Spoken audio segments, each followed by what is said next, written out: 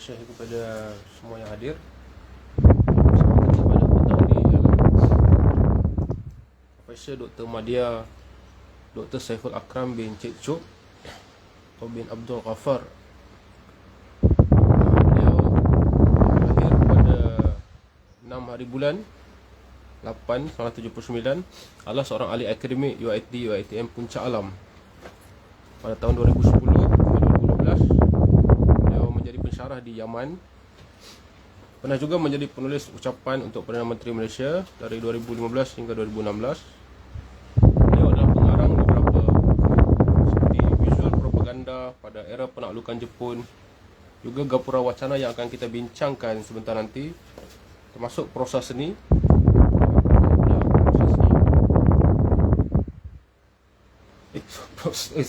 Saya silap, Prosa Seni tak bawa. Okey.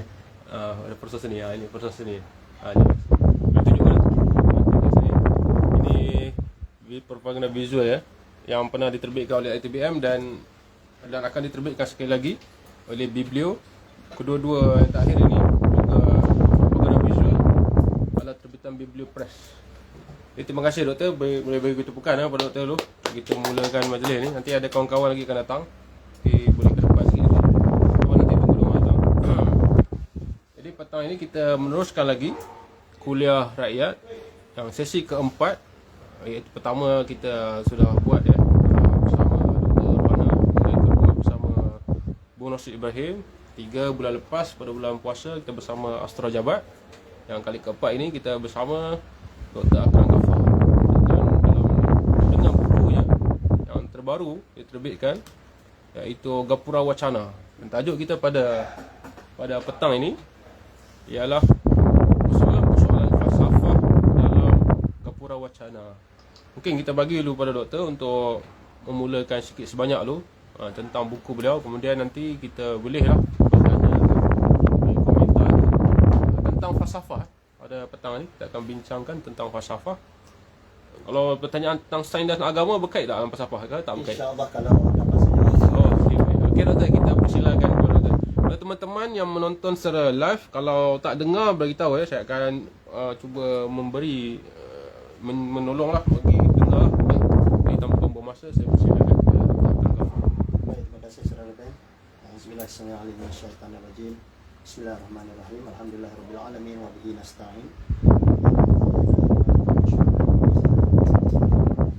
Rabbana zidna ilman. Allah rabbi habli hukman wal hikmah bis salihin. Pertama-tamanya saya ucapkan selamat raya dulu selamat Syawal. Masuklah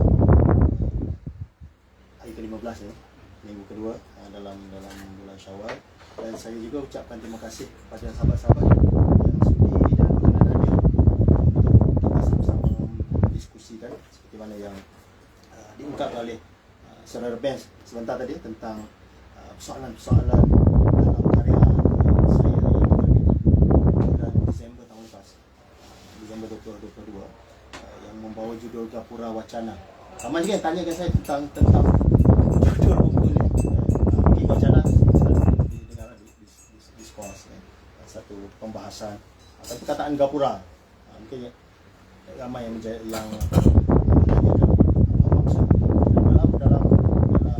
artian mudahnya kita katakan, ataupun secara literalnya kita katakan benda tu gerbang. Saya letakkan itu sebagai kita nak nampak kefalsafaan di dalam pengetahuan dia menempati posisi yang terpuncak.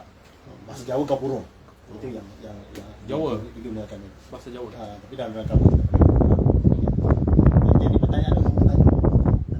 Tapi bagus juga pertanyaan itu kan menyuntik orang supaya ingin tahu, nak mendalami terus karya ini. InsyaAllah sebenarnya kalau dikatakan persoalan tu mungkin lebih tepat sebagai saya nak menjelaskan minat ataupun kecenderungan saya sehingga lahir karya ini, yang mana saya jauh sebenarnya, tetapi ada sedikit sumbangan untuk menyuntik persoalan-persoalan falsafah yang dibahaskan sedari awal, yang kita tahu kalau disebut falsafah modern ini, kita tidak boleh tidak kita rujuk kepada pemuaraannya itu di Greek ya, di Yunani, yang 3 pilar besar lah. Ya. Tadi pun dah awal saya simak dengan yang dibawa Socrates, terus kepada his disciple ke Plato sehinggalah ke Aristotle yang membawa persoalan-persoalan empirikal dalam falsafah, sehinggalah ke era kefalsafan moden yang ditandai sewaktu René Descartes mengungkapkan cogito ergo sum. Dia daripada mimpi itu, dan bagaimana apa hidup yang ingin dilalui, dan seolah-olah itu menjadi satu spark ataupun satu keazaman untuk dia membina satu sistem falsafah. Fikir itu kuat, akal fikiran, kekuatan akliah itu, maka adalah beliau dengan keraguan-keraguan yang sistematik.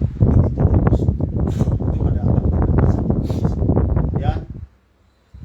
dan falsafah itu kan bergulir demi bergulir, kan berlaku berbagai perbincangan yang sangat intens, sehingga Kant mulai lahir di era apa yang abad ke-18 dengan memadukan di antara saya kira satu perubahan falsafah yang agak gencar juga di antara paham yang membawa pemikiran empiris, hal-hal yang bersifat indrawi, dan juga yang bersifat idealis, kan memadukan dengan hujah a priori.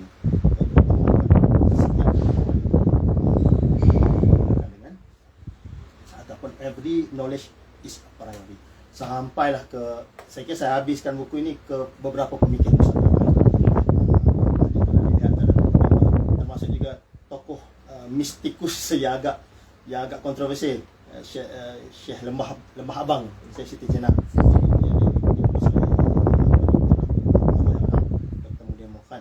Sehinggalah kepada di negara kita pun tidak kurang jagonya Allahyarham Pak Kasim sini menjadi perbincangan yang itu persoalan-persoalan yang saya kira semua maklumlah tentang apa kritikan begitu kritisnya beliau terhadap hadis, di samping beliau sosialisme saintifik, yang mana benda itu kadang-kadang menjadi tabu di negara kita. Itu sedikit sebagai pemula. Sebelum tu mungkin kita nak bawa persoalan umum lah. Kita kalau dalam pengamatan ataupun pembacaan saya, bila kita sebutkan falsafah, ramai memberi definisi, baik definisi umum maupun definisi yang spesifik. Kalau dilihat di awal-awal buku saya, ini sebenarnya memuatkan 41 bab, tetapi membincangkan 31 tokoh yang saya kira sangat signifikan dalam falsafah, baik di belahan barat di timur, terutamanya di negara kita. Untuk kita lakukan, mungkin kita lakukan apa, perbandingan silang tentang mereka itu memuarakan fikiran-fikiran yang sangat mendasar, yang sangat mendalam.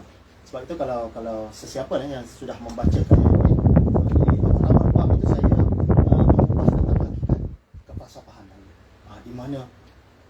di mana letak duduknya, kenapa ada keperluan untuk manusia itu membawa falsafah sebagai wacana atau sebagai tatanan hidup. Ya, kalau dilihat hakikat dan erti falsafah, kemudian sedikit kritikan saya kalau dilihat pada tentang mengusung falsafah, adakah ini satu kebenaran ataupun menganggap ini satu jalan yang bersifat heretik, bid'ah, kesesatan. Tapi kalau dalam dunia akademik saya bersentuh sedikit, saya ada kritik sedikit tentang kegilaan memakai gelar doktor falsafah. Sedangkan hakikatnya jauh daripada kebenaran sebenar falsafah itu. Tapi ada setengah yang merasa bangga demi gengsi, dilihat kerana memakai doktor falsafah namanya tidak pandai.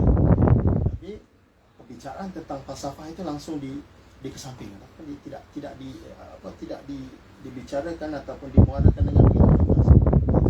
Itu saya kupas dalam karya. Sebelum saya fokuskan kepada tokoh-tokoh yang dominan.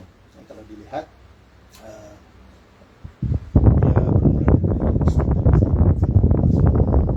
Socrates ataupun Plato, itu mulakan dengan Aristotle yang dikatakan mungkin ramai pendokong-pendokong yang membawa gagasan yang bersifat.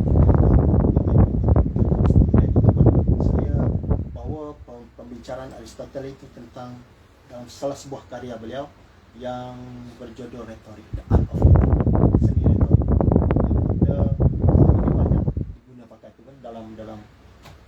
politik, kata-kata retorik itu selalu digunakan. Even dalam bidang kami, dinamakan visual rhetoric, yang mana benda itu bermain ataupun berlangsung dalam bidang-bidang periklanan. Kenapa? Kata dasar oleh Aristoteles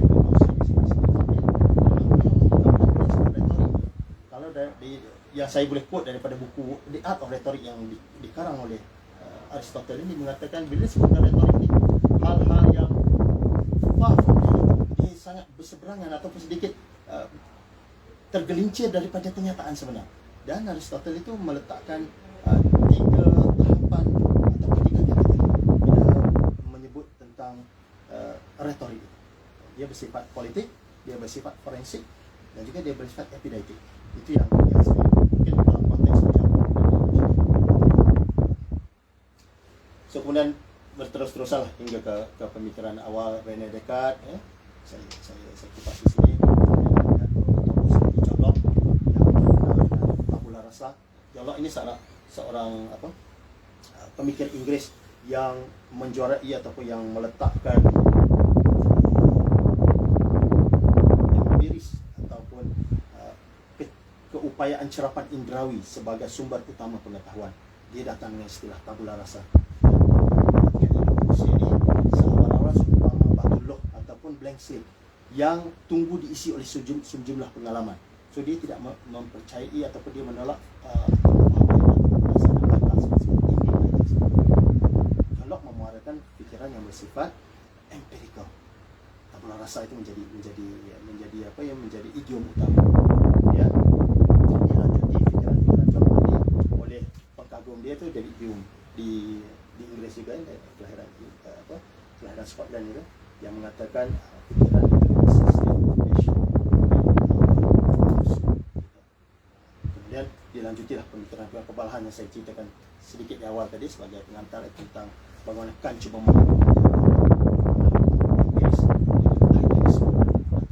satu pemaduan yang sangat kukuh yang Kant ungkapkan sebagai a priori. Terus berlanjut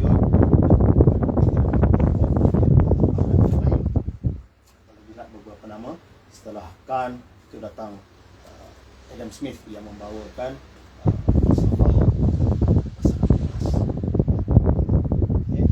Schopenhauer, satu gergasi falsafah Jerman yang sangat kritis, yang sangat bengis juga kan. Saya suka quote dalam pandangan Schopenhauer tentang kearifan tentang hidup yang bijaksana, tentang kearifan hidup daripada Schopenhauer. Dilanjuti oleh Hegel, membawa kepada John Stuart Mill, kemudian fahaman-fahaman yang dimuarai oleh Karl Marx dengan class struggle-nya. Itu ada beberapa kupasan. Okay. Yang membawa fahaman dialektik materialis. Segala benda itu ditentukan oleh determinisme sejarah.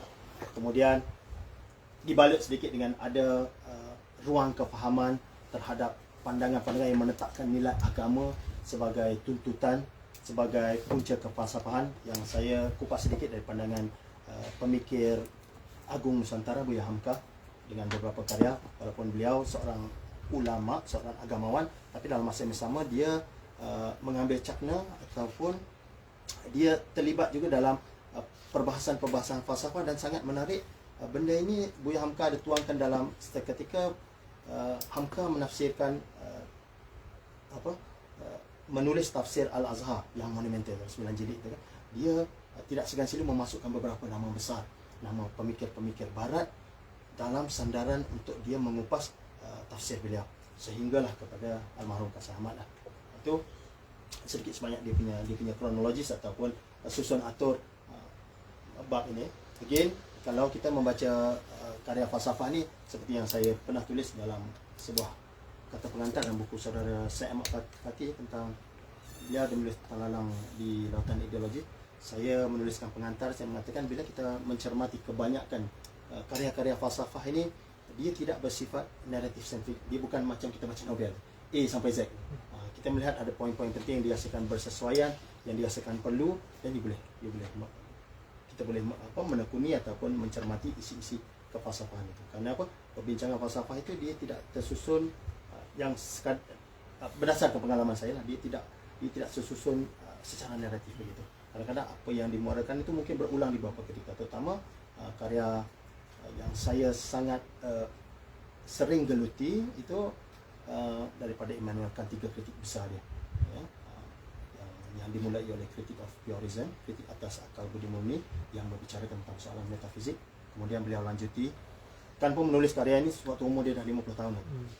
Kemudian dia menulis tentang ethics dalam karya The Critique of Practical Reason, dan diakhiri dengan kritik terakhir pada tahun 1790 sebelum kematian beliau 10 tahun sesudah itu, dengan karya The Critique of Judgment, penilaian terhadap selera.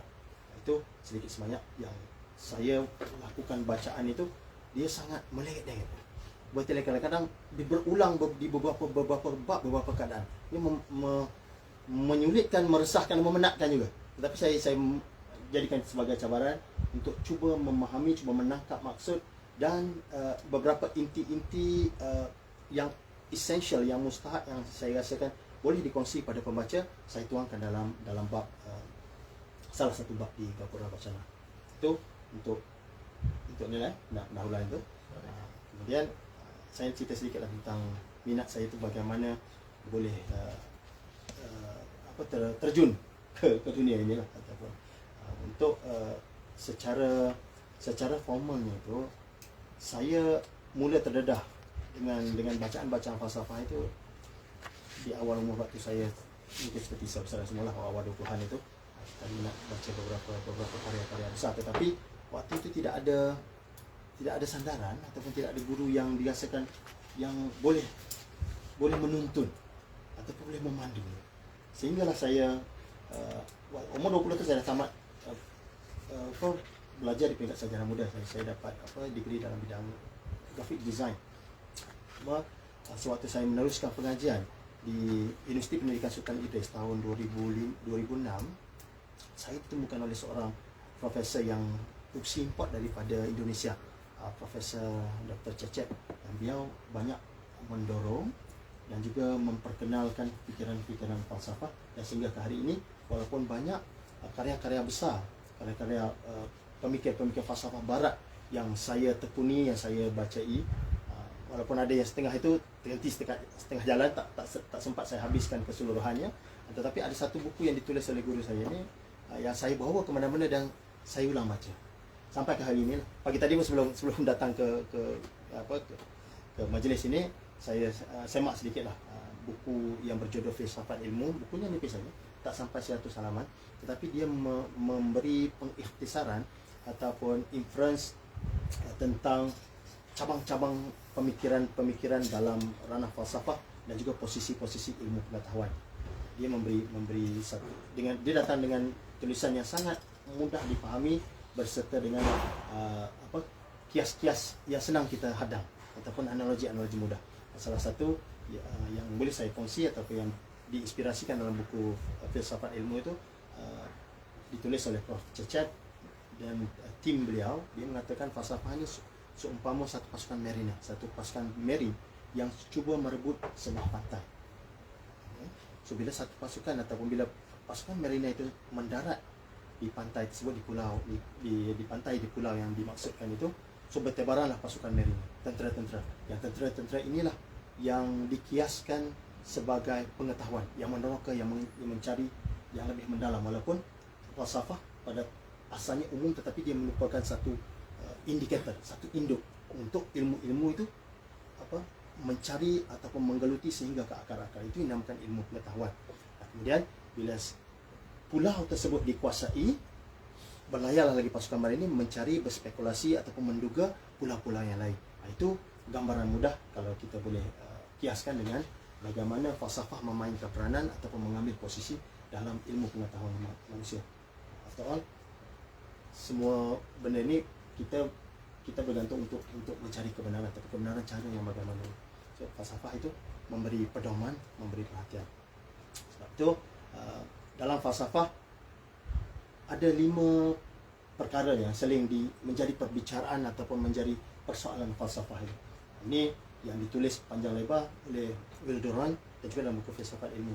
Bila kita sebutkan persoalan falsafah dalam pengetahuan saya, dalam pengamatan saya yang terbatas itu, falsafah itu dia membicarakan persoalan yang pertama, ya kadang-kadang agak kontroversi juga, tentang metafisik, yang mana dalam bahasa mudahnya kita boleh ungkapkan bila disebutkan persoalan metafisik adalah persoalan tentang ada atau tiada. Itu menjadi perbincangan falsafah, baik di belahan Yunani maupun di belahan timur. Para pengkaji-pengkaji yang ada kecenderungan keagamaan, baik apa agama sekalipun, okay, persoalan-persoalan metafisik itu menjadi tataran dalam agama Islam, dalam Hinduism, dalam Buddhis, Jainism, itu membicarakan ada atau tiada. Kemudian yang kedua, falsafah itu membicarakan persoalan logika, benar atau salah. Itu menjadi pembicaraan falsafah juga. Ya. Islam, saya kira ada satu buku saya baru tengah tekuni tentang sistem of masyaih filosofi, ditulis oleh Syed Taufik atas, tentang logika dalam konteks ataupun dalam kecenderungan Islam. Yang mana dia membezakan antara hikmah dengan falsafah, terbeza. Ada itu dalam dari sudut pandangan dogma atau kepercayaan Islam. Itu yang kedua. Yang pertama tadi kita bicara soal ada atau tiada, diungkapkan dengan takrifan metafisik. Kemudian persoalan benar atau salah, itu ada persoalan logika, baik atau buruk juga menjadi persoalan falsafah, yakni tentang etika, falsafah moral dibincangkan banyak, kan? Ada yang mengatakan moral itu sebagai satu konsep saja, ataupun moral itu satu duty. Kalau kan itu mengutarakan sistem moral itu sangat ketat, yang dikatakan deontologis, dan duty for duty sake. Saya perlu lakukan ini atas morality saya sebagai manusia. Kemudian falsafah itu membahaskan persoalan estetika, indah atau tidak indah. Kalau saya sendiri dalam bidang seni visual, hal-hal persoalan keindahan juga menjadi satu tatanan, satu sandaran untuk dilakukan pemerhatian, penyelidikannya juga. Kan ada menulis ini tentang critic of judgment, bagaimana penilaian terhadap selera.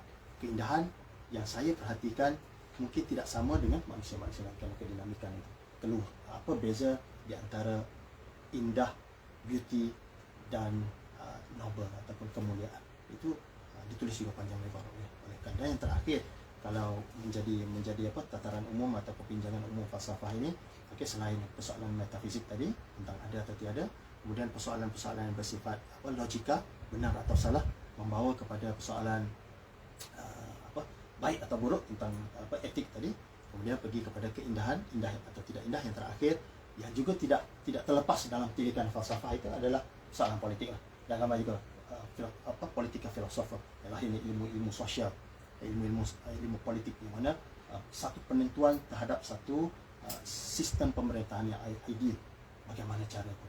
Yang kita melihat dalam tata dunia itu, berbagai jenis pemerintahan juga dimuarakan atau diungkapkan, dan ada falsafah yang membawa di belakang, baik pemerintahan secara monarkis, oligarkis, republikan, demokrasi, liberal demokratik, ataupun humanitarian demokratik, yang pelbagai nama yang diberi. Tapi di sebaliknya itu, di belakang tabir itu, falsafah memainkan peranan.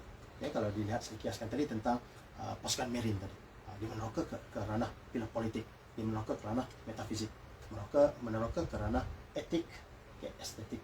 Itu sebentar lalu tentang perbincangan umum bila melibatkan persoalan falsafah yang banyak dibincangkan sedari awal di ketamadunan Yunani sehinggalah hari inilah. Saya kira persoalan itu tidak akan mati, terus berkobar, terus bergelombang menjadi perbincangan, kadang-kadang menjadi polemik. Cuma falsafah itu kadang-kadang terbagi kepada dua.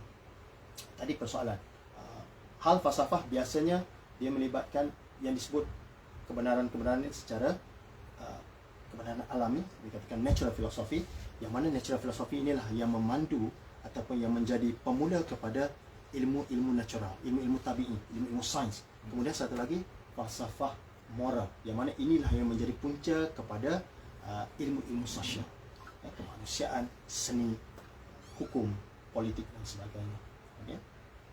Itu sedikit sebanyak lah. Kalau saya dapat hujahkan sedikit tentang sepintas lalu bagaimana isi buku ini, dan bagaimana kecenderungan saya itu menggeluti falsafah dengan beberapa karya besar, dan sedikit usaha saya ataupun ikhtiar yang saya rasakan mungkin boleh dikongsi, mungkin sebagai salah satu sumbangan kepada yang berminat ataupun sumbangan kepada keilmuan di negara kita lah. Supaya minat ataupun kegeloraan itu masing-masing sampai ataupun masing-masing cuba menerokakan.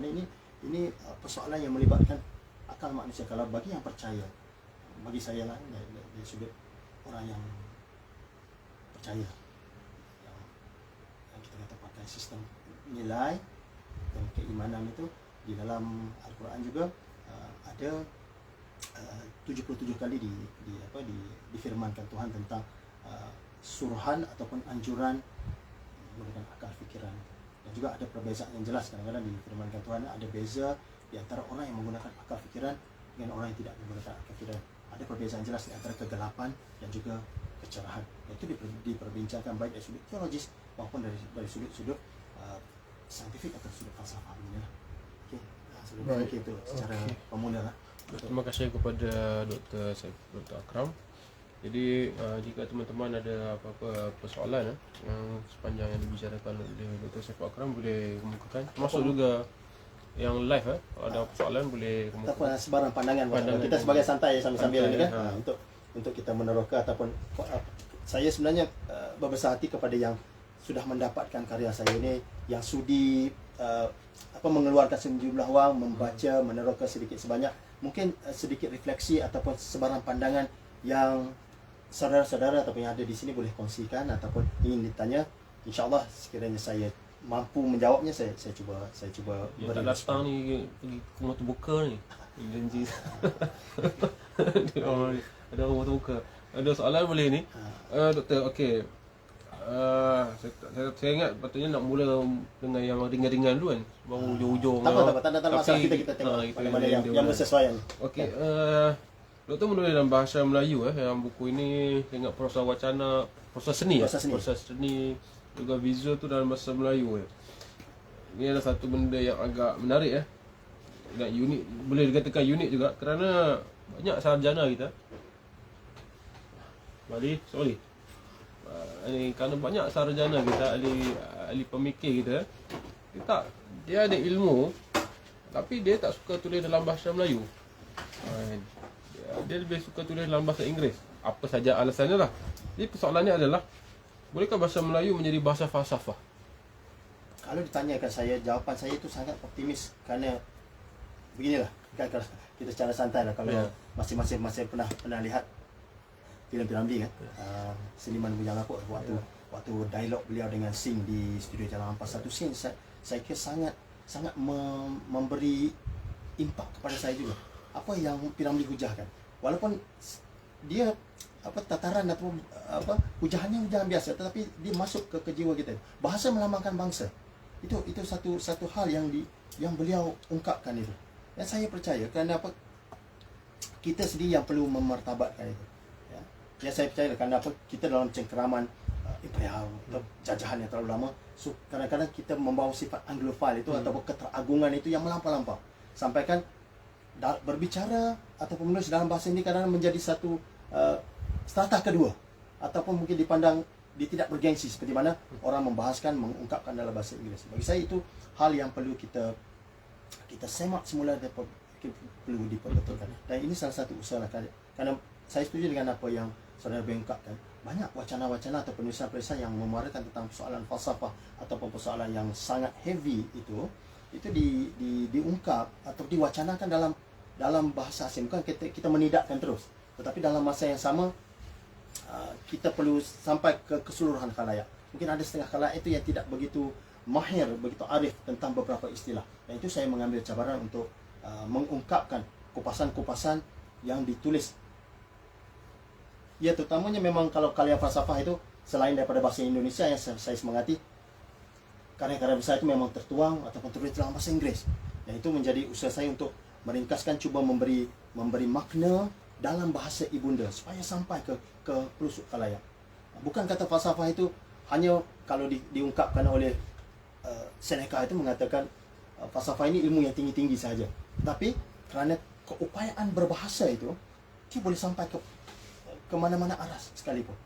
Tinggal lagi ada kecenderungan, ada minat dan ada wacana yang disemarakkan. contoh yang paling dekat, yang tidak perlu pergi jauh lah, di negara tetangga kan usaha-usaha melakukan transliterasi alih aksara ke dalam bahasa ibunda, baik apa sahaja bahan bacaan, menyebabkan masyarakat di negara tetangga Indonesia itu tercerah. Di peringkat sekolah dasar semestinya sudah boleh membawa wacana-wacana yang agak unggul, yang agak kritikal berbanding dengan negara kita. Kerana ada usaha terjemahan yang sangat prolific, yang sangat holistik. Walaupun kualiti itu kita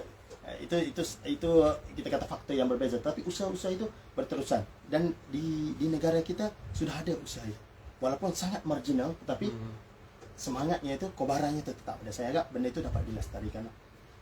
Yalah, tak perlu kita pergi jauh lah, kalau kata di Timur Jauh, di Jepun sendiri kan, semua bahan-bahan itu terus dilakukan terjemahan dalam bahasa ibunda, yang mana itu yang memandaikan masa, ya, karena kita akrab dengan bahasa yang kita senang fahami. Dan itu juga yang menjadi perbahasan kepada Wittgenstein tentang keupayaan berbahasa, yang beliau tuliskan dalam Tractatus Logico-Philosophicus tentang berfalsafah. Itu satu aktiviti, dan aktiviti itu diindikasi oleh bahasa. So kalau kita dapat memahami sesuatu bahasa dengan mendasar, kefahaman kita juga lebih mendalam. Apatahkah dalam persoalan falsafah tadi, kalau ada usaha-usaha ikhtiar prakasa yang ingin membawa wacana-wacana yang agak memberatkan, yang agak kritikal ke dalam bahasa ibunda, saya kira itu diteruskan, dan saya percaya kalau benda itu dilestarikan, kita boleh menjadi bahasa Melayu juga mampu diangkat sebagai bahasa falsafah. Di Indonesia sudah ada pembuktiannya. Gitu. Ya, saya menjawab lah. Baik. Soalan lain saya bagi. Kita ada pandangan lagi ya. Okey, doktor apa pandangan doktor bagi rakyat Malaysia yang beragama Islam ni yang meremehkan falsafah? Okey. Terima kasih Saudara Hafiz. Menarik soalan itu. Kan? Kerana apa yang selalu saya timur lah bila sebut kita melarut dalam dunia kefalsafan, apa yang sering dilabelkan, perkataan-perkataan yang selalu digunakan, ateis, mulhid, zindik, itu kan, sesat, bid'ah, kan. Sebenarnya sedikit sebanyak ada saya tuliskan kalau pada yang membaca tentang karya ini. Pada pasal kedua saya tuliskan tentang di bab mengusung falsafah itu. Bagaimana kadang-kadang berlaku di antara agama dan falsafah pada halaman ke-10 itu. Bagaimana seolah-olah tidak boleh dimadukan, ataupun dia macam tidak belaga itu kan, bila disebutkan di antara falsafah yang menuntut keupayaan, keampuhan akal fikiran dengan keagamaan. Sebenarnya pada saya lah, kalau secara pribadi, penelusuran ataupun pengamatan kita ataupun sikap kita sendiri yang menjadi penentu, yang menjadi faktor. Ya, kalau mana kita masih terjumus dalam satu perspektif atau satu dimensi yang menyempitkan, menyebabkan kita tidak terbuka dalam apa pun, sehingga kan menjadi satu hal yang memarahkan, terutama di negara kita, yang menyimpan Bible itu sendiri pun dianggap terpeso. Sedangkan dengan tuntutan memikir dengan pembacaan itu membolehkan kita dapat mencermati segala-galanya, kita boleh bertindak positif pun. Ya, tinggal lagi perlu ada pencerahan-pencerahan beginilah. Kerana apa? Ada pemaduan yang sangat saya kira sangat intim di antara falsafah dengan agama. Dengan cara mana kita mengelola, dengan cara menanggapinya. Walaupun akal itu, ya, dalam segi kepercayaan saya, akal itu diberi satu kekuasaan, ya, satu precious gift daripada pencipta lah, bagi yang percaya itu kan.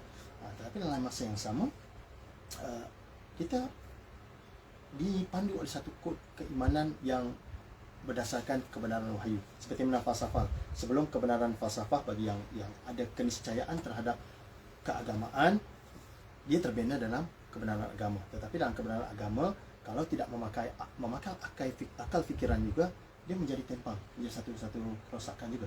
Sebab itu ada pemaduan dan tidak ada salahnya. Saya ada tulisnya, kalau dilihat dalam halaman itu, sedikit saya buat konklusi lah. Saya ambil pandangan Kant, beranilah mengetahui, sapere aude. Cuba saya tambahkan, beranilah mengetahui dengan suntikan wahyu sedikit. Kant pernah membahaskan wahyu menang mutlak tatkala akal kalah total. Dia memberi sedikit ruang kepada keniscayaan untuk menempati. Tetapi untuk menolak terus hal-hal kefalsafahan itu satu kerugian. Ya, yang mana fikrah, akal fikiran yang diberi Tuhan itu kita lestarikan, kita pergunakan dengan sewajar-wajarnya. Nah, itu kalau saya boleh respon sedikit. Sebenarnya tidak ada sebarang masalah pun. Kadang-kadang sikap kita yang prejudis, kita berprasangka mengatakan falsafah itu cuba menyeleweng ataupun melencongkan. Dan ini sudah terjadi lama pun. Menyesatkan akidah. Begitu ada kepercayaan-kepercayaan gitu. Sudah ada polemik besar pun di antara Al-Ghazali dengan Ibn Rushd, walaupun zamannya berbeza. Yang lahirlah bila mana Ghazali mengeluarkan Tahfudz al-Falsifah, kemudian dibalas oleh Ibn Rushd. Tapi kalau Tahfudz kerancuan dalam kerancuan itu. Tetapi walaupun zamannya berbeda, masalahnya tidak bertemu begini. Tapi selepas zaman itu, cuma sudah berlaku pelanggaran itu. Mengatakan orang menuju ke dunia falsafah itu kawah neraka itu terbuka besar. Ya, tetapi kalau kita mendalami secara bersederhana dengan penerungan yang sangat mendasar itu tidak apa. Dengan pembacaan kita, dengan perenungan kita, dengan bicara kita itu membolehkan hal-hal kita menjadi menjadi orang yang boleh lebih optimis, lebih menerima. Ya. Okey doktor, dalam buku ni saya tengok saya cuma baru belik tak ada belum Hafiz cakap cepat macam saya nak kena ambil masa ni. Tak apa, tak ada masalah. Dalam buku ni ada Al-Farabi dan Ghazali ya. Saya ingat dua ahli falsafah ataupun Ghazali selalu pun taklah nak dikatakan ahli falsafah kan. Ada orang tak nak ataupun tak pastilah adakah Ghazali mengatakan dirinya ahli falsafah. Tapi ada dua lah, maknanya ada lagi yang Islam lain, Zabbar dan lain-lain, tapi di tanah Arab atau dua-dua orang ni lah Parsi. Jadi ada dua berbanding yang lain banyak barat Jadi persoalannya adakah ada falsafah Islam ni? Sebab ada orang pun tanya falsafah dengan Islam ni tak macam minyak dengan air maknanya tak boleh bercampur. Ghazali pun sebenarnya dikatakan lah, ada orang kata dia kata, ada orang kata dia dikatakan. Jadi dia memukul keras falsafah ni. Sampai mengkafirkan ada tiga ciri yang dia kata ahli falsafah ni yang buat ni menjadi kafir. Itu kritikan kepada Kindi Farabi Ibn Sina. Jadi sebenarnya doktor melihat ni, adakah ada falsafah Islam? Kalau pada pandangan saya Islam itu sendiri kalau dilihat Islam itu sendiri secara indirect atau subliminal itu mengajarkan falsafah. Tinggal lagi kita memberi label-label tertentu, pentakrifan tertentu. Itu yang saya pernah kupas, ditulis oleh Dr. M. Amin yang mengatakan di antara Al-Ghazali dengan Kant ada persamaan yang sangat banyak. Dalam buku saya ada bahaskan itu. Karena apa? Mungkin beliau menolak tetapi secara tidak langsung dia sudah mengaktifkan atau sudah menggelorkan falsafah dalam jiwa. Kan dia melarut dalam sufism itu agak lama juga tentang hal-hal kemistikan itu kan. Hal-hal yang melarut dalam upaya ataupun dalam wacana-wacana metafizik. Okey. Tetapi mungkin kerana pengistilahan itulah menyebabkan dia mengenepikan ataupun memberi labelan persoalan falsafah itu dia tidak termasuk dalam wacana kefalsafaan Islam. Sedangkan kalau pada pandangan saya Islam itu sendiri pun sudah mewacanakan kehikmahan itu, al-hikmah yang disebutkan kalau dibuat tafsiran literal itu sudah membawa kepada kefalsafaan, kebijaksanaan, kecintaan kepada yang bahasa mudahnya kan the love of wisdom, cinta yang sangat tangguh terhadap kebijaksanaan akal fikiran manusia itu. Sebenarnya kita sudah mengaktifkan ciri-ciri ataupun nuans falsafah itu. Tetapi mungkin pelebalan itu yang menyebabkan berlaku pelanggaran, berlaku perbalahan sampai bunuh-membunuh, tuduh-menuduh. Kan persoalan akidah ini kan satu hal yang besar. Kan persoalan takfiri, kan, mengkafirkan yang tidak bersamaan nilai pandangan, apatah lagi yang meneroka dalam bidang falsafah. Pada saya beginilah. Tuhan menilai manusia itu pada sisi kualitatif. Kasih sayang Tuhan itu tidak dinilai pada kuantiti. Yang mana hari ini itu yang menjadi indikator utama, kan? Lebihnya zikir, banyaknya solat itu yang sebenarnya menjadi satu tiket ataupun satu keutamaan untuk ke syurga. Tetapi kalau di sudut pandang saya, nilai ataupun sayangnya Tuhan itu yang membawa manusia ke alam hereafter. Ya. Kenapa ada dibahaskan dalam hadis yang selalu diungkapkan tentang hadis sayang Tuhan terhadap pelacur yang memberi anjing itu air. Dia bukan ahli ibadah pun. Kenapa di reward begitu? Karena the compassion ataupun kita katakan apa, kasih sayang ihsan Tuhan saja. Begitu Saudara. Adakah sedikit sambungan sebelum kawan-kawan lain macam Asy'ariyah, Mu'tazilah, kalam Mu'tazilah, Asy'ariyah, adakah mereka ini kita boleh katakan kumpulan falsafah Islam ataupun bukan? Sebab Asy'ariyah pun mengambil banyak juga daripada ahli kalam itu kan. juga. Dengan ada satu lagi gerakan apa? Asal sifat tu. Ikhwan Safa itu kan yang Ismailiyah. Ismaili dengan Muqtadi. Saya pun tidak begitu mendalam, cuma ada sedikit pembacaan. Tapi kita tidak boleh nafikan kalau dilihat perkembangan ataupun rancaknya memuncakkan ketamadunan, fikrah lahirnya pemikir-pemikir besar Islami di kalangan pemikir-pemikir Mu'tazili ini. Kan dia mereka mengangkasakan akal fikiran dalam masa yang sama mereka tidak mengesampingkan ataupun menginspirasikan juga ibrah-ibrah wahyu. Kalau kita lihat dalam perjalanan 700 tahun pertama itu Islam begitu mekar. Kan lahirnya pelbagai cendekiawan, bukan bertelut ataupun dikelompokkan pada fahaman yang bersifat fiqh dan syariat saja, tetapi melibatkan persoalan akidah, saintifik, ramai saintis-saintis, pemikir-pemikir, ahli astronomi yang banyak membawa pemuaraan pemikiran-pemikiran Mu'tazilah yang mengatakan yang meletakkan ketunjangan akal fikiran, tapi dalam masa yang mereka tidak menyampingkan wahyu juga. Tetapi selepas itu kita melihat selepas Renaissance, selepas Barat pulih daripada zaman kegelapan, kita terus di belakang tabi sampai ke hari ini. Mungkin diramali ada kebangkitan semula. Kenapa 700 tahun kita sudah mengampuh ataupun menguasai dunia dengan persoalan-persoalan kefalsafahan, pemikiran-pemikiran baras tinggi, ketamadunan, daya teknologi yang sangat gemilang saya kira pada waktu itu. Ya, di pemetaan Al-Ma'mun dan seangkatannya tamadun-tamadun empayar besar. Sehinggalah kita diambil alih bila mana Renaissance itu bergemencar di Eropah. Begitulah pandangan saya. Dari sudut falsafah Islam itu kita yang melabelkan dulu. Kita lihat falsafah itu mungkin secara universal, tapi cara mana kita menyemangati, cara mana kita mendalami. Sebenarnya tidak ada rasa prejudice, tapi hal itu yang paling susah. Untuk Rasul sendiri pun untuk menyatukan umat-umatnya pun satu hal yang mustahil. 3 daripada khalifah besar Islam itu mati dibunuh, gitu kan? Selain Abu Bakar ini. Terlihat berlaku polemik, berlaku kancah, gitu kan? Sehingganya lahirlah pandangan umum itu kan. Kenapa? Ada bagi saya sentuh sedikit tentang kadang-kadang pihak etis itu mengatakan kebobrokan, kerosakan itu kan agama, kan boleh berperang sama sendiri. Tapi hal itulah yang saya kira rencang kehidupannya, yang kita tak boleh nak kesamping. Kita cuba memberi satu gambaran yang idealis. Utopia begini sudah difikirkan lama oleh Plato sendiri tentang filosof hakim, rejim filsuf raja. Tetapi itu hanya tinggal utopia. Seperti Marx juga yang mengutopiakan masyarakat tanpa kelas itu. Tetapi akhirnya berlaku kebobrokan yang sangat yang melelahkan. Soalan? Betul.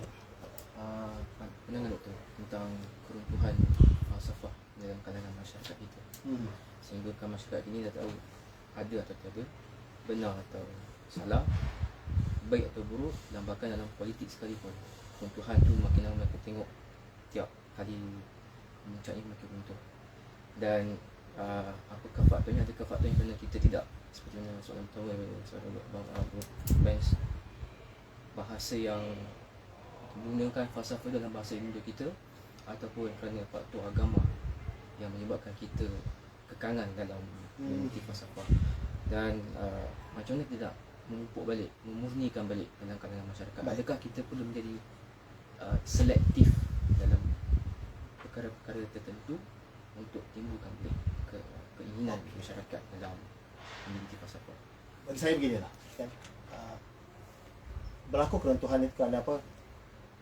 Tidak ramai yang nak membawa wacana atau apa, tidak ramai yang ingin ke depan, to be a frontier, untuk memberi sudut pencerahan ataupun dengan kata mudah kita membawa asuhan, pengajaran, education. Itu juga saya baru menelaah karya Iman, Treatise on Education, yang dikarang oleh Jean-Jacques Rousseau.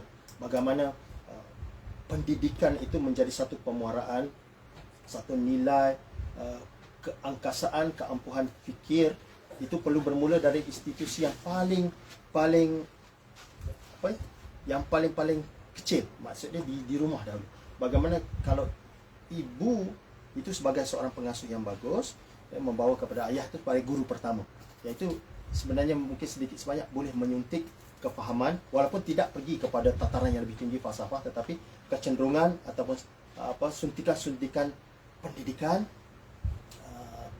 keampuhan terhadap penggunaan akal fikiran itu yang perlu dirancangkan agar benda itu tidak terus lenyapkan dari masa ke masa. Kadang-kadang hal-hal begini karena masa berubah secara terus berubah, itu yang dibahas langsung oleh Toffler bila dia menceritakan tentang culture shock itu.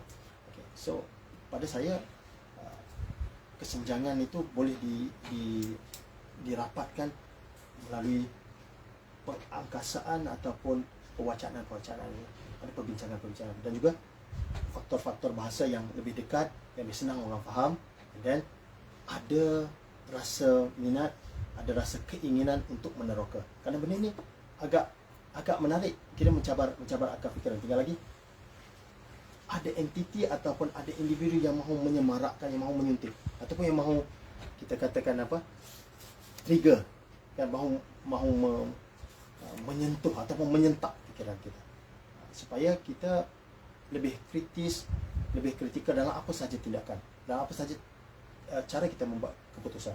Karena falsafah itu mengajar, membawa kepada hikmah, membawa kepada kebenaran. Itu yang boleh dipraktikkan. Dan juga saya kira mungkin hal-hal ini yang boleh diteruskan dari masa ke semasa, pewacanaan, penulisan-penulisan ataupun suntikan-suntikan terhadap kefalsafaan itu perlu berterus-terusan sampai bila-bila pun, sampai itu sehingga ke dunia. Baik, betul. Berarti kan? Ya, terima kasih. Saya terfikir Dr. Okey. Kalau kita melihat falsafah kan, jadi kita bicarakan falsafah ini yang dah yang dulu, yang dah berlaku dulu ada. Tapi okey, jadi macam di Jerman itu ada German ideology ataupun Hegelian kan. Kenapa di waktu itu dia boleh menciptalah, maknanya kesenambungan falsafah itu dia menerus. Maknanya kalau Hegel datang dengan dialektik and then Marx datang dengan dialektika materialism. Tapi kenapa di waktu ini, di abad ke-21 ini, kita seolah-olah membicarakan sahaja apa yang dah berlaku, tetapi apakah ada yang kesinambungan, kesambungan apa yang dah berlaku di sini, ataupun dari pandangan doktor ianya telah berhenti, bermakna kita sudah berhenti dan kita hanya bicarakan apa yang dulu satu itu, atau adakah kerana di waktu ini dogma untuk menyeragamkan sebuah bentuk pemikiran itu terlampau tebal berbanding dengan abad-abad sebelumnya. Bagaimana doktor melihat benda ini? Okey, satu persoalan yang sangat menarik. Saya ada terfikir, ada terlintas juga. Kenapa seperti mana saya menulis, saya cuba membahaskan fikiran-fikiran dari zaman lepas. Adakah tidak ada satu pembaharuan ataupun sudah sempurnakah falsafah ini, ataupun mungkin sudah mati? Nah, itu yang menjadi persoalan jugalah bila mana bila zaman-zaman saintifik, even suatu zaman pencerahan cuba menidakkan zaman romantis, ya, waktu Jerman datang dengan Aufklärung itu, dia cuba menganggapkan falsafah itu satu projek yang akan menemui jalan buntunya. Okay. Ataupun beberapa saintis-saintis moden seperti Einstein, seperti Stephen Hawking mengatakan, atau bahkan Bertrand Russell sendiri kalau tidak silap saya mengatakan falsafah itu sudah mati. Kenapa? Orang tidak membicarakan itu. Persoalan-persoalan saintifik, persoalan-persoalan yang lebih melihat pergi ke arah kemajuan itu lebih signifikan, lebih relevan dibicarakan. Tapi menurut pandangan saya kira bukan tidak ada kesinambungan itu, tetapi kerana konteks semasa hari ini. Kerana apa? Percampuran ataupun ledakan dalam pelbagai disiplin itu yang menyebabkan bukan kata kita tidak memberi penonjolan yang begitu signifikan kepada falsafah, tetapi banyak disiplin-disiplin ilmu lain yang sudah kita katakan mengampuh dunia ini. Pembicaraan falsafah tetap lagi diteruskan, tetapi dia tidak begitu gencar seperti mana yang seperti saudara Ci bahaskan tadi kan, Hegelian itu bersambung dengan Marx yang membawa fikiran-fikiran yang Hegelian menjadikan satu sistem kefalsafaan baru. Bukan tidak ada, tetapi mungkin tuntutan ataupun kecenderungan manusia untuk meneroka itu semakin berkurangan kerana banyak disiplin-disiplin baru yang kadang-kadang menyelimuti ilmu falsafah. Ada yang modern ni, kalau kata di Perancis lagi masih ada tentang pandangan-pandangan daripada Felix Guattari, kan, Deleuze, ataupun di Amerika McIntyre membawa falsafah, tetapi dia tidak segemilang seperti mana abad-abad ke-15, ke-16, ke-17. Cuma kesinambungan itu tidak ada. Mungkin geloranya itu sedikit sebanyak sudah tidak Ada kunci tak ada? Ada, tak bawa ini. Tak ada. Tak bawa. Sorry ya. So masih ada lagi pada saya, tetapi mungkin dia tidak seganas ataupun dia tidak seaktif seperti pada abad lepas. Kerana apa? Banyak hal-hal falsafah ataupun hal-hal pemikiran manusia itu diselesaikan dengan tingkat-tingkat teknologi yang berbagai. Itulah kalau saya menurut hemat saya lah. Tapi usaha-usaha tetap ada. Ada yang meminati lagi. Kerana apa?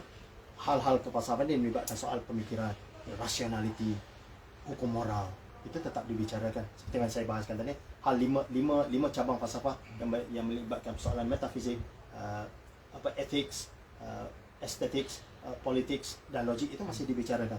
Tetapi kerana apa?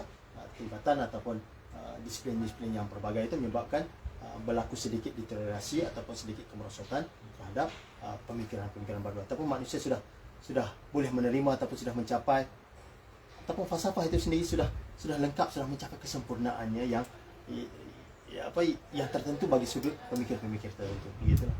Kalau ditanya pandangan saya lah. Satu lagi saya terfikir. Saya fikir falsafah ini sebenarnya memang agak penting, macam itu beritahu dia mendasar.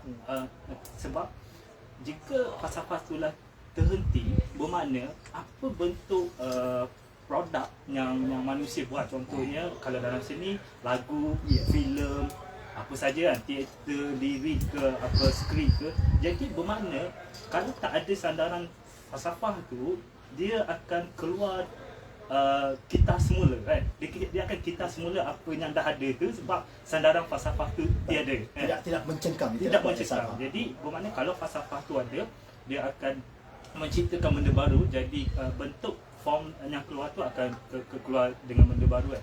Jadi bagaimana Dr. melihat benda ini?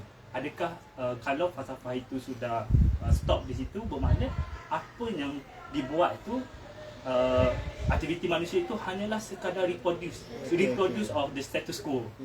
Repetition berulang. Tak ada lagi, bermakna kita melihat eagerness untuk create the new thing. Ya, itulah kita lihat, kalau dilihat konsekuensi utama hari ini, bagaimana kerana apa, ketidakpedulian kita ataupun ketidaksensitiviti kita kepada usaha-usaha kefalsafaan melibatkan fikiran-fikiran manusia hari ini, walaupun tidak keseluruhan sudah diambil alih oleh kepintaran buatan. Saya menulis satu artikel yang baru, tak kala ChatGPT ataupun artificial intelligence yang menggelorai dunia kesusastraan terutamanya dan dunia kefalsafaan. Dan seolah-olah kita sudah concede ataupun menyerah kepada kepintaran buatan, yang mana akan manusia juga yang membentuknya. Sebab itu pelestarian ataupun suntikan kefalsafaan, walaupun saya ceritakan tadi, dia mencapai kesempurnaan, dia ada kesinambungan walaupun tidak begitu dominan seperti zaman lepas, tetapi itu merupakan satu kunci utama terhadap pengetahuan, kan? Dalam ilmu, baik ilmu agama, teologis ataupun ilmu sekular, falsafah itu yang menjadi gerbangnya, menjadi indikator utama sebelum ilmu itu pergi. Sebab itu saya setuju dengan pandangan saudara Cik tadi, kita tak boleh kesampingkan kalau supaya tidak berlaku redundancy, pengulangan-pengulangan yang kadang-kadang menjebungkan. Kerana apa? Suntikan falsafah itu dia sudah tidak mematuk ataupun sudah tidak begitu tajam ke dalam jiwa. Yang mana hal itulah perlu disemangati, perlu diteruskan lagi oleh baik mana generasi ataupun generasi hari ini, supaya minat, kecenderungan ataupun intention mereka terhadap falsafah itu tetap ada. Sebab itulah menunjukkan untuk memanifestasikan keaslian fikiran juga dan juga keampuhan fikiran manusia. Kalau kita tidak merah atau buta, kita tidak tahu di dalam mungkin dalam jangka 5 atau 10 tahun akan datang kepintaran buatan itu mengambil alih keseluruhan. Yang mana hari ini beberapa peratusan, ini dilema yang saya hadapi sini dalam dunia akademik. Pelajar itu sudah menyerahkan akal fikiran itu diserahkan bulat-bulat kepada mesin yang mengutarakan. Walhal yang menggerakkan mesin itu perlukan fikrah manusia yang asli juga. Itu kalau ditanyakan pada saya, ya masih perlu kalau ada kekuatan itu. Perlu. Ya. Baik, okey doktor, dalam buku ni saya tertarik bila doktor letakkan juga okey, saya pun nak tanya juga macam mana doktor menyusun rank. Kalau buku Michael Ohad kita tahu nama dia. Dia ranking tau. Nombor 1 Muhammad dia letak Baik. Muhammad. Dia ada penjelasan dia, hujahan-hujahan dia kenapa dia tak Muhammad. Nombor 2 tak silap Jesus tu. Tak silap saya lah. Ataupun nombor apa? Buddha. Seorang berpengaruh. Tu. Jadi buku tu dia buat lah. Semua orang tu ada kriteria dia. Yang kemudian Umar ada, Ali tak ada lah. Jadi dia ada kenapa lah. Priority. Kenapa ni? Jadi dalam ni saya nak tanya lah, adakah ada dalam penyelusunan 1 sehingga 41 ni, adakah dia ada ni. Kemudian macam kalau kita tengok ya, macam okey doktor tak letakkan Tan Malaka bagi contoh. Tan Malaka karya dia tahu Indonesia berbobot dah. Karya dia banyak kan. Terletak Banda Helmi. Okey. Kemudian ada Kasih Ahmad. Okey, menarik kat sini adalah saya tengah memikirkan adakah okey, kita ada Astasian. Iya. Doktor tak letak okey. Tapi doktor letakkan Kasih Ahmad. Jadi persoalan saya tengah memikirkan, adakah doktor cuba nak mengangkat satu ialah pemikir ni macam contoh macam Kasih Ahmad ni antara marginal lah. Yang kurang diangkat, disisihkan, dipencilkan sehingga dari dia hidup sehingga dia dah mati dipencilkan adakah doktor nak mengangkat mereka yang pemikir yang marginal ni, mengedepankan mereka sebagai sosok di falsafah, dan doktor tak masukkan Syekh Husin Baik dengan Syekh Nakib. Okey, mungkin ada hujahan doktor. Pertama saya nak jawab tentang persoalan Benz tadi tentang ranking gitu. Saya menyusun kalau dilihat ini mengikut pentarihan lah. Daripada zaman saya tidak memberi satu indikator kepada kekuatan ataupun dominasi seseorang pemikir. Mengikut tahun saja supaya pembaca dapat faham. Okey, bermula di Greek pun saya tidak mengupas daripada Socrates. Bukan tak mau mengupas, tetapi saya kira bacaan saya itu tidak milu seperti mana Tan Malaka. Tak banyak lagi karya-karya beliau yang saya geluti, walaupun Gerpolek itu saya sudah baca karya dia yang bersama Dilok dan juga dari penjara 3 jilid itu kan. Tetapi saya belum mampu untuk memberi ikhtisar kepada pemikiran dia. Betul, itu satu sosok besar. Malah dinobatkan kalau bukan Soekarno yang memegang tampuk, calon yang paling dekat itu Tan Malaka. Seperti mana saya letakkan Burhanuddin. Sekiranya Tengku Abdul Rahman itu tidak menjadi Perdana Menteri Malaysia, sosok yang paling berkaliber itu tertumpah kepada sosok Burhanuddin Hilmi. Itu dari sudut susunan pemikir-pemikir tokoh-tokoh dalam buku ini saya susun mengikut kronologi masa. Mungkin daripada Greek membawa ke Eropah, cuma di pemikir Islam itu ada beberapa singgungan pada tahun, dan juga di pemikir-pemikir di Nusantara. Okey, tentang sosok-sosok marginal itu kadang-kadang kita cuba melawan arus perdana sedikit. Ya, itu karena seperti yang di Malaysia ni kita ada kumpulan elitis. Kalau disebutkan golongan atasian itu ada satu kelompokan yang merasakan ini satulah kelompok-kelompok yang membawa wacana tinggi, wacana berat di negara kita. Sedangkan ada beberapa sosok lain yang tidak kurang kalah ataupun tidak kurang hebat daya pemikirannya. Dr. Nasir Hashim sendiri kalau di dalam konteks ini. Tapi kerana mereka membawa wacana ataupun satu aliran yang tidak sejalan dengan masa, itu menyebabkan berlaku pengkucilan, pengungsian. Malah di setengah negara itu mereka dilenyapkan terus. Seperti mana hilangnya Wiji Tukul sampai hari ini sudah dilihat aktivis-aktivis sastra marginal itu. Okay. Saya membawa wacana ini terinspirasi daripada Pak Kasim sendiri. Dikala orang tengah mengangkat sosok Hang Tuah, beliau dengan beraninya memaparkan watak jebat itu sebagai satu reaksi, satu sosok perlawanan. Seperti mana juga yang saya kupaskan dalam buku ini, karya pertama Friedrich Nietzsche tentang Birth of Tragedy, lahirnya tragedi, di saat manusia meromantiskan watak Apollo yang protagonis itu, Nietzsche sebaliknya dia memberi gambaran kepada watak Dionysius, ya seperti mana watak Hang Jebat tadi lah, kan dia memberi satu watak perlawanan.